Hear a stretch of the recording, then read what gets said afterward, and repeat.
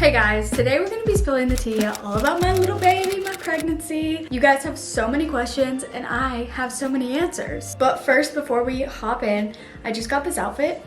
Let me see if I can show you. Okay, well, it's like a little romper thing and it has a hood in the back and I just think it's so cute. Like, we've got the little bump and as I grow, it's gonna be good, and then postpartum it'll be good.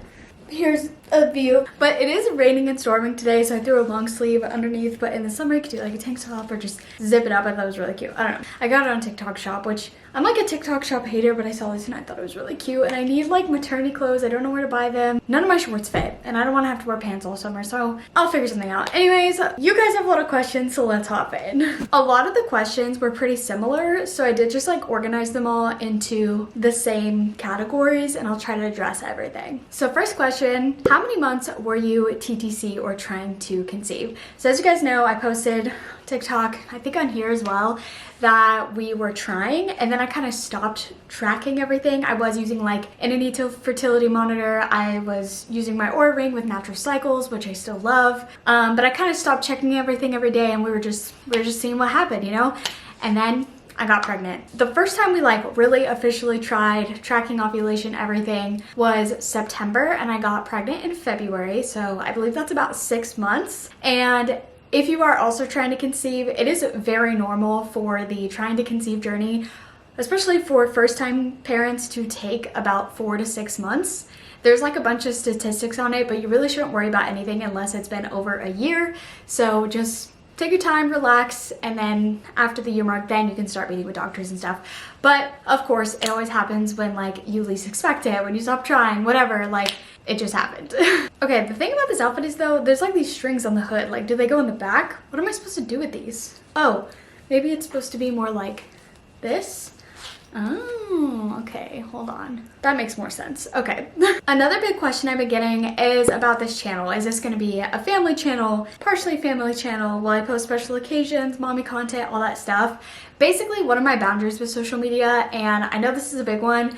I've kind of always said that my channel is about me and I never want to exploit my kids. And so I don't know exactly what that's going to look like. I will be making a ton of pregnancy content and probably a lot of mom content, like vlogs and just talking about mom things, because that will probably be like the most important thing in my life, which is what I've always made this channel about, and just like my day-to-day. But I don't know how much of my kids will be in it, you know?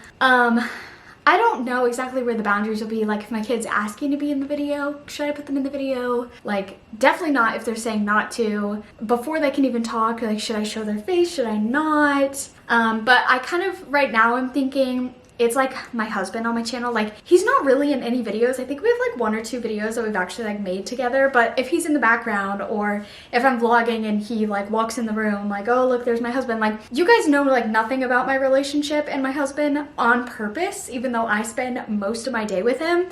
So I feel like that's kind of the vibes I want with my children. Like, I don't want to share any information about them or things that they're going through that violates their privacy. Very much so want to have boundaries and respect them, and the problem is you just never know who's watching your video. So although all of you watching this might be moms or just love kids and just excited, there's also going to be creeps that watch, and there's nothing I can do to stop that. And so my job as mom is to protect my kids, and they didn't choose to have a mom who's on the internet. So I'm still figuring out exactly what the boundaries would be, but no, this will not be a family channel.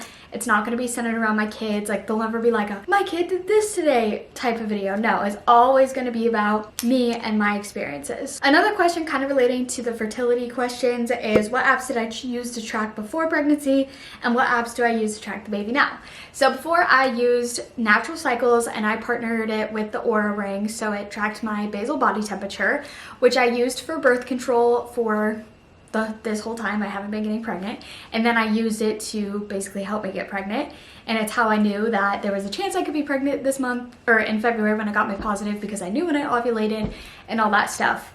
So that, and then I still use Natural Cycles, but I feel like it doesn't give that much information about pregnancy stuff, like it does kind of. But my main app is the What to Expect app. Every time you hit like a new week, like on Friday, I'll be 14 weeks.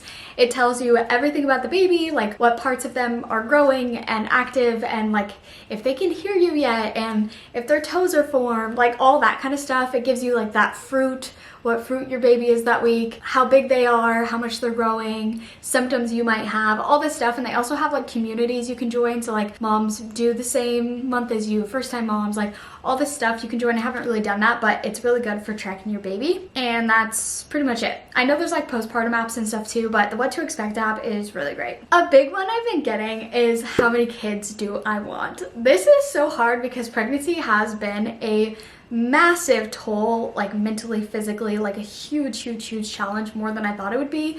Some people have easy pregnancies, some people love being pregnant. I unfortunately am not one of them. I wish I was. Maybe now going into my second trimester, but my first trimester was awful.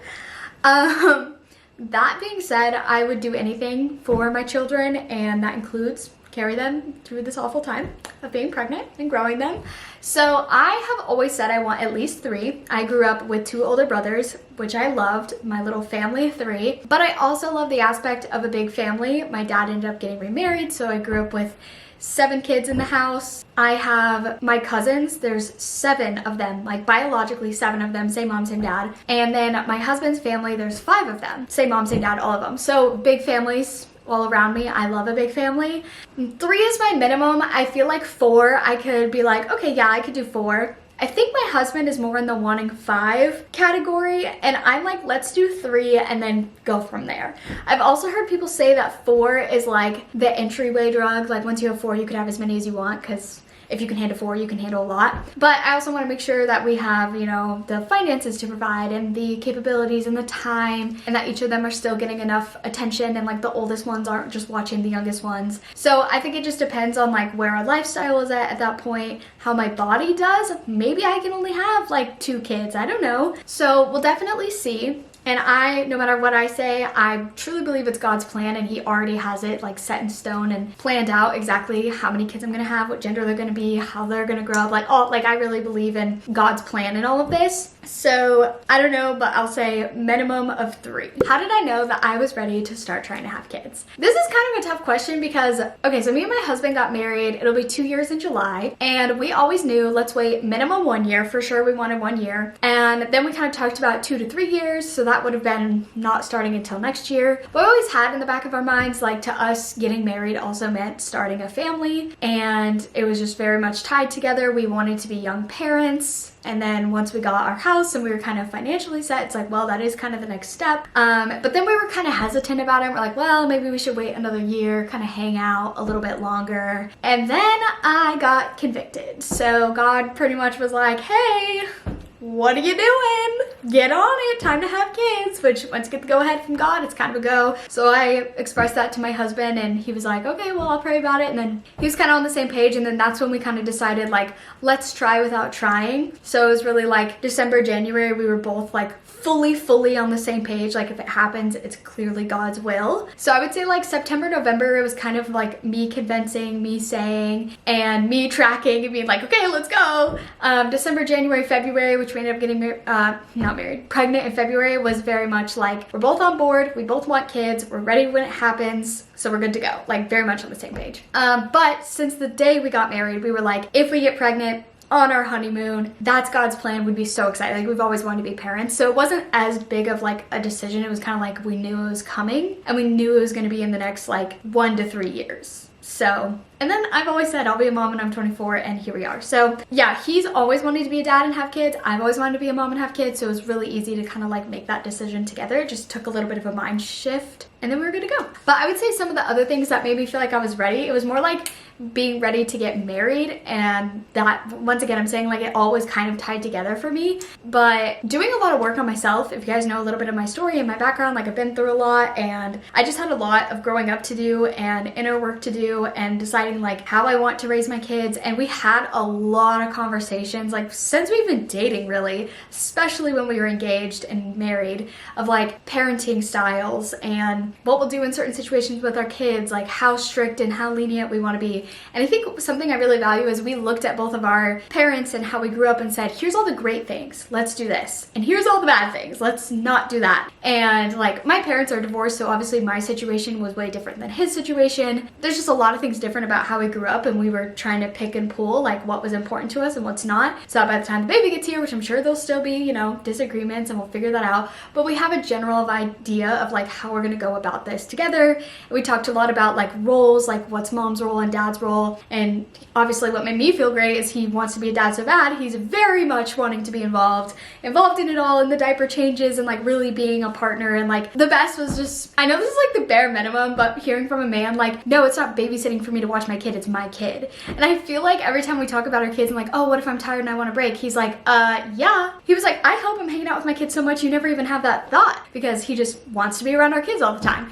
So there's that. That was kind of a long-winded answer, but I guess that's a more detailed answer of like, we knew we'd be ready, God convicted me that it's time. And then also the aspect of we'd already talked about all the hard things. Like we talk about the things that make each other like really, really upset and triggering, we talked about already, so that we could have time to process the feelings, to think about what we want to do, maybe do research on topics. And trust me, I don't know all the details, and honestly it depends on the kid's personality and it depends on a lot of things. So I don't know exactly how I'm gonna be like a parent, like my parenting style, but we're kind of on the same page of like how we'll approach things and communication together, which I think is really important. And then also like talking about hormonal changes with me, and like maybe I'll have postpartum depression, maybe I will, you know, have all these issues because my whole body, everything is changing, and same with pregnancy. And so just talking through everything ahead of time and knowing that our whole life is going to change, I think it was really important before we got pregnant.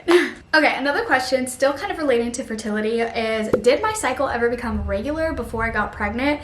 I know a lot of people had questions about like what finally helped you get pregnant, all this stuff. Nothing. I guess God just decided it was time, because like I said, it was the month I didn't check my app. I had no idea when I was ovulating.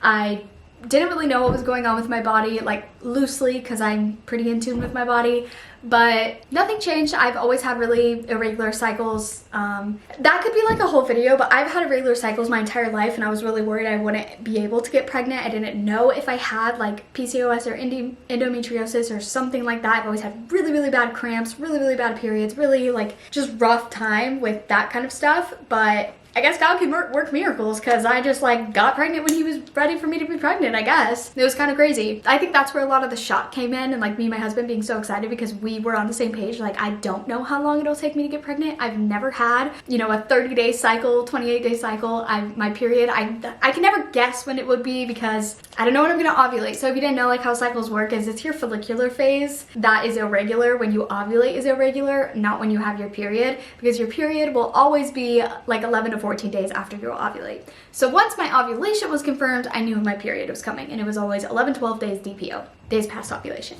But my follicular phase was all over the place. Sometimes it would be like 2 weeks. Sometimes it would be 8 weeks. Like, it never got regular. Literally the cycle I got pregnant, I think my cycle was like 50 days long, and that wasn't that unusual for me. So nothing changed. And I also changed nothing other than like I kind of had loosely started a prenatal, wasn't even taking it every day. It was also like a month I gave up on working out. So it was just like a weird, I had gone to DC and was like in the freezing cold. Like, I thought a lot of things would make it harder for me to get pregnant that month, like all the tips that they say, like holistic stuff, but then I just got pregnant. I don't know, which I'm very thankful for. Okay, so now on to a little bit more of the fun stuff. So what is my biggest pregnancy craving? I have unfortunately just had aversions really so far, really bad meat aversions, really tough time throwing up all the time. But the one thing that got me through was oranges. If I could just smell an orange, I could be in the kitchen if I just had an orange like up to my nose, because they smell so good. I've always loved citrusy smells, citrusy flavors. That's always my go-to with literally anything. So like the little cuties were my favorite because they're so easy to peel and just eat. I was buying bags and bags and bags of them because it was really the only thing I ate for like weeks. So that was a craving. And then also pickles, but not just any pickles, because I actually thought I had a pickle aversion because I had bought like just the regular brand, I forget what it's called, but they have yellow dye in it, and I feel like because I started eating so good, I can taste the yellow dye, and it was literally like making me sick. So I bought the Good brand again. I also forgot what that brand is called. It's like Two Brothers on the thing, and they're like spears, and you get them in a certain section at the store, not by all the other pickles. Anyway, those are so good. I eat those like no other. And I also make homemade pickles sometimes, and those would probably, I need to do that again soon because they get to taste pretty similar. So pickles, oranges, and hibachi. I don't know why, I could eat hibachi every single day. The noodles, honestly more so the noodles. I used to be someone who loves fried rice, and I just don't really care that much about fried rice being pregnant. So the noodles at a hibachi place and the shrimp, oh, I could eat a bucket of the shrimp and noodles. Like that, I wish I was getting that for dinner. We're actually eating ramen tonight for dinner. Anyway, so I've had a lot of aversions, but those have been the foods that I've like somehow been able to make their way through. We'll see if it changes as we go on, but I would say oranges is like the craving. Okay, the super fun one is what are names that I like? So I don't know if it's a boy or a girl yet, and I'll answer that question next of like what I want, I actually find out, by the time you guys see this video, it'll be like a few days that I find out, and I'll post the gender reveal like as soon as I can get that vlog edited. But I don't want to share my actual names because obviously I'm gonna have more kids and I will be using the names on my list, and I kind of just I told everyone around me what the names will be. Like they're set in stone, boy or girl. They're fully first and middle name set in stone. But I don't really want to share the first names because I don't know, I feel like a lot of people, I don't really need to explain why. But I will say this, me and my husband both love like a traditional name, like a Bible name, just like a good old name. So for a girl, the best way I can describe it is like a very cutesy, feminine, kind of princessy name. I'll share like maybe one on my list. Let me pull my list up. The baby name we're using is fully set in stone. I'm not going to share that. The middle name will be Frances if it's a girl, by the way. I can share that because my middle name is Frances, my mom's middle name is Frances, my great-grandma's middle name is Frances. It's a family name, and my mom was like, you don't need to pass that on, like, it's fine. And I was like, no, I'm obsessed. That will be the middle name. I loved the name Francesca, but I'm using the name Frances, so if that kind of helps describe, like, Francesca. And another one I really like, which maybe I'd use for a girl in the future, but I'll share, is like Eliana, or even like I like the name Gwen. So I'd say Eliana is actually pretty similar kind of to the name I'll be using. I hope that kind of describes. I'm so convinced it's a girl, which I said we'll talk about in a second, so that's why I'm like sharing so much about girl names. I hate boy names. I don't know what the deal is. They're all like ugly to me. So I will say also with boy names, I either want it to be like a Bible name, a family name, or like just like a good old traditional name. Like neither of these are on my list because I don't actually like them that much, but names that would be similar to like Theodore or Nathaniel, like just a good old classic name. I want to say that gives the vibes of like an old English name. I don't know. I just like names that sound like they could be like adult names. I could have a friend or a coworker who has this name, but also still like cutesy and maybe a little sentimental. I never thought I cared about the sentimental names, but the girl name I chose, I have a whole story behind it because it was not sentimental at all. Me and Abram, my husband, came up with it, and I talked to my mom, and it actually turns out that it is like a super sentimental name. So I will share that down the line when I share the name if it's a girl. So the next question is like, do I know the gender? What gender do I want? How do I have any preferences? Same with my husband. So no, we don't know the gender yet. Obviously I just shared that, but I am like so convinced it's a girl. I don't know if it's necessarily intuition. I guess yes, because I'm just saying, I've told people like the vibes are girl, but it's like all the symptoms for the midwife's tales, like literally all of them are saying girl. Like the sickness, everyone I know who's been this sick this far into their pregnancy had a girl. I just feel it. Like I'm just like, it's a girl. Like genuinely, if it's a boy, I'll be so beyond shocked, which I'll be so happy too, but I will be so shocked. Like I've literally been calling this baby like the girl name. I'm like, it's a girl. Like obviously. As far as preferences go, I will share this. I always wanted a boy first.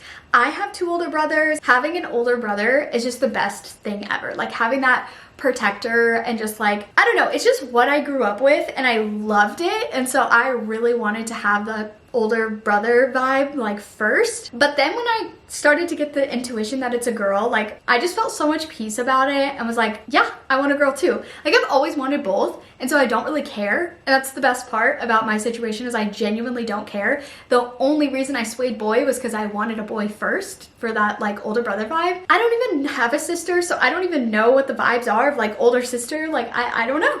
Well, I have stepsisters, but like I'm talking like when we're little kids, like I didn't have a sister, so I don't know. know what that is like. So I would be really excited if it's a girl. I started to get really excited about all the girl thing, like the bows and getting your nails done and like doing cutesy girly things. Also fine if she's a tomboy. I was a tomboy growing up and I like doing all that kind of stuff too. So I'm really happy with whatever. And then if it's a boy, I am kind of nervous about a lot of things that come with having a boy, like getting peed on when you change their diaper and like them always trying to get hurt. Like my brothers growing up, oh my gosh, I swear we were at the hospital all the time. But it's also like the older brother vibe, and I know my husband would be really excited to have a boy. I feel like that's very like just normal. Like a mom wants a girl and a dad wants a boy first. Obviously we both want both, and obviously we both don't really care. My husband's side, he has like such a soft spot for like his sisters and having a daughter, and he knows how like emotional I think he's gonna be with having a daughter. Like that's his little girl, and I totally get that. Like I was like such a daddy's girl growing up, and I know my dad just like views me in a different light than my brothers because I'm his only daughter. And if you're an only daughter, you just know the vibes. Like you and dad just have a special little connection that you like the brothers just don't have with dad. And I think that's so sweet and cute. I'm like, I'm so talking up the girl. But I also totally get, like my husband would be so excited to have a boy. And there's just like a lot that goes with that, I think for a guy as well. I'm going so into detail to say the most basic thing that we don't care and we'll both be excited regardless. It'll just be a different feeling and it's just gonna be different depending on the gender. But we're both so excited about both for different reasons. That was long-winded. Sorry about that. What are your tips for preparing your life for pregnancy and parenthood? I did not realize this was a separate question because I in fact already answered this. I would just say like the biggest tip is doing that inner work and being so much on the same page with your partner. Any conversation that triggers you about having kids and being a parent, please have them. Get upset, cry if you need to, feel the emotions. Any sort of something that comes up because of how you were raised or how your parents interacted with you that makes you emotional and like have feelings about having a kid, please feel them. Please have them, like work through them. And I know that sounds maybe so like cliche now, like everyone's always so open about that stuff, but it's true. People say that for a reason. You have to do the work and you have to like, you know, end the whatever trauma cycles that your family has. I feel like every family has a different cycle that needs broken, and I feel like something that's so important to me and my husband is, even though our parents did great, to do even better. And I feel like we hope our kids do even better than we do in every aspect, especially parenting. And so just doing that work to figure out, what did your parents do that you loved? What did your parents do that you hated? What worked, what didn't? Viewing your childhood, how did I react to things? I really think like being on the same page as your partner and knowing what you'll do in certain situations, how you would navigate. Like we had the talks about what if our kid has a disability or a disease or something crazy that absolutely changes our entire life and we have to like live in hospitals. Like how do we deal with that and how do we support each other? I think that's so important. And I feel like also before you have a kid, like do all the things that you really want to do. It's not like you can't do things after you have kids. Like we're very much so going to integrate our kid into our lives. But at the same time, you know, there are things that are a lot easier to do before you have kids. Go and do them. Like don't have regrets before you have kids. Okay, the next question I'm actually really excited about. I kind of addressed in a video a few videos ago, but what is my birth plan? Do I have a birth plan? Like what am I thinking of birth-wise? So exciting. I don't know why I'm so excited about this, but I want to have a unmedicated birth. I am going to hire a doula. I don't want an epidural. I basically want zero intervention is ideal. Like dream birth is zero intervention. I'm up and moving around. I give birth naturally in a great position that's not on my back, and that's it. But I know that things don't always go that way, so that's why I say like that's my dream birth. But if things happen, I'm really hoping for as little intervention as possible. Like this might sound bad, but like my worst case scenario, other than like death or something like that, would be to have a C-section. I know I'll be fine. My mom had C-sections, his mom had C-sections, lots of women have C-sections. It's not the end of the world. So I'm accepting that it's a possibility and that's fine. But that's like, okay, everything went wrong. So that's why I say start with low intervention, and also why I want to have a doula there to be able to be my support person and to be able to express to the doctor when I am not sane and I'm in pain what my wants and needs are, and she can help me with the pain management and positioning and all that kind of stuff. But I will say my doctor, I've talked to him about all this, and he is so like, this is your birth, we'll do what you want, your safety and baby safety is obviously top priority, but let's like do the best we can to give you the birth that you want. And I absolutely love that. So I don't think I'm really gonna have a problem with like fighting my doctor on anything. As someone who is very holistic just in a lot of things, it's so important to me to have this experience. I want to feel the pain. I want to go through it. I want to feel like I died and came back to life to give birth to this baby. Just for like, I can't even explain it, because once you go down the rabbit hole of it, it's like a whole spiritual like awakening of giving birth with no medication. And I really want to have that experience. At the same time, I do not care what you do. So don't take this as like a, oh, I need a badge of honor for doing this. Like, no, I know it's gonna be hard, and I don't know, like, when I think about it, I'm like, why am I doing this? But like, I don't care if you give birth, I'm just happy everyone's happy and healthy, you know? So if you wanna get an epidural, please get the epidural. It is up to you. If you want a C-section, that is up to you. I do not care what you do. Just wanna make that very, very clear here. I do have a little bit of a birth plan, a little bit of a backup plan. If things go wrong, I'm already mentally prepared myself that if I do end up having to do whatever things that I don't want to do, that it is a-okay. And if my baby comes out crying and has a heartbeat and everything's okay, like, it's gonna be fine. We're gonna be fine, okay? So if it fails, we'll be fine. If I get to do it, I probably won't be fine. Actually, in the moment, it's gonna be really hard, but I will be so happy to have that experience, and then that'll help shape me on like what my next birth will be like. I know it's possible. I have a lot of family and friends who have done unmedicated, had very successful, totally fine, nothing went wrong. So I'm really just surrounding myself with lots of positive birth stories. And I will say this, like, this video is not the place for you to comment a traumatic birth story or to use my comment section as talking down on people who are unmedicated, because I want to read the comments and I am trying to keep my headspace, which is very important, like your mindset going into unmedicated, as this is natural. Women have always done this. We also have hospitals if something goes wrong. I am giving birth in the hospital, that everything's gonna be okay, and my headspace is kind of prepared for a happy, healthy, easy flowing, but painful and crazy birth. So this is not your safe space to talk. I'm sorry to say that. After I give birth, we can talk all day long. But until then, I'm trying to keep my headspace. Like, if someone starts telling me their story, I'm like, wait, if it's traumatic, I literally don't want to hear it. Tell me after I give birth, and then I'd be happy to say and exchange stories. But until then, I'm mentally preparing. I'm also doing a lot to prepare physically for birth and everything, so we could get into that in like another video, but a lot of like prenatal prep stuff. My next question is, have I had any negative comments about having babies so young? No, because I honestly forgot that 24 is considered young, because everybody I know, well, not everybody, a lot of people I know have had kids around this age, younger than this age, or just like a little bit older than this age. So like most people I know have had their kids like mid-20s. Even I have friends who are like not that much older than me having kids. I have friends younger than me that have had kids. I have a lot of social media mutuals that are my age that have kids. So I feel like it's actually not that abnormal to have kids between like 23 to 26, even though that is technically considered young. I know a lot of people wait until they're like 28 plus to have kids now, which I don't think that's considered old either. I feel like those are all just normal ages to have kids, you know, like I'll still be having kids at that age, hopefully. So yeah, I haven't gotten any comments about it at all, really.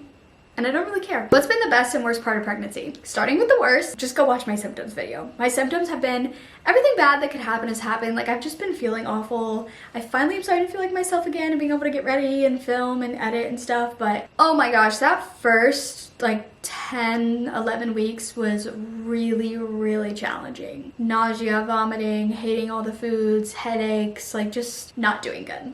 I am now almost 14 weeks. By the time I watch this, I'll be 14 weeks, almost 15 weeks. I'm feeling a lot better, so that's worse. The best is just like all the little milestones, reading about what's going on with my baby. I feel so connected to my baby already, and like I would say the absolute best was my 12-week appointment. I got to hear the heartbeat for the first time, and baby on the ultrasound looks like a baby. My baby girl, what I'm saying, is just so cute. This is why I'm like, she's giving princess, because in the ultrasound she had her little legs crossed and I'm like, that's such a girl, like that's giving girl. It was so cute, and just seeing their features for the first time, I was like, oh, I love it. I'm gonna laugh so hard if it's a boy after saying all this stuff. Y'all don't even want to hear like the delusions that I have convinced myself that this is a girl. I did have a question regarding names, that am I gonna name all my babies like a theme or anything?